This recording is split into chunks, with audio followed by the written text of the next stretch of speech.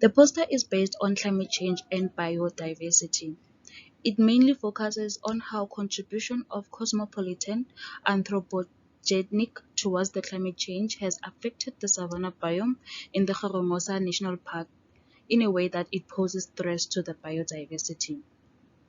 It focuses on both effects that are directly and indirectly done by human activities, which are leading to extinction of the biodiversity, and also on how the pressure caused by human will further result to severe climate change and imbalance of the biodiversity. When conducting the research, we used multiple methods to gather information. This was done by the use of biome viewer to explore different biomes and also comparison with other sites.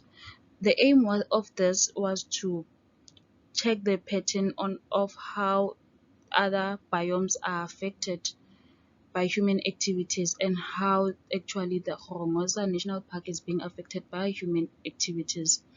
We analyzed data on total mammal species, studied the climatorogram, temperature, and precipitation range. While doing the research, we have found out that people are the actual driving force of depletion and extinction of species in the Gorongosa National Park. They do this through daily activities that they carry, such as pollution, which can be found in factories, overgrazing, deforestation, fires, and etc.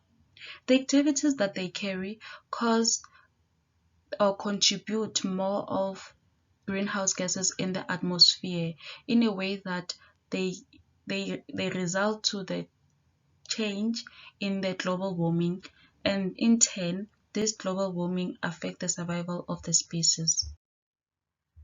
The following information clarify on how humans contribute to the climate change. Well, they do this in many ways. One of the ways is overgrazing. And overgrazing causes desertification and soil erosion, resulting to fewer crops. And since there are fewer crops, it will mean that during the rainy seasons, there will be floods and plants and animals will drown and die.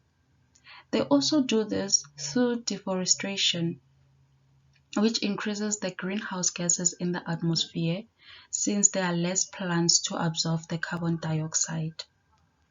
This is again done through construction of roads that cuts through the natural habitats and cause more heat than usual, and consequently reduce population of the species. The movement of people from one area to another increases the population and changes the land use in such a way that they limit the space for species to survive. And this can be done, for example, through mining, which also contribute to the greenhouse gases. And also the technological innovation lead to high demand of raw material, which demand high energy. And again, the energy result in contribution of the greenhouse gases. We can conclude that indeed human activities are a threat to plant and animal life in the savanna biome of the national park in the Gorongosa.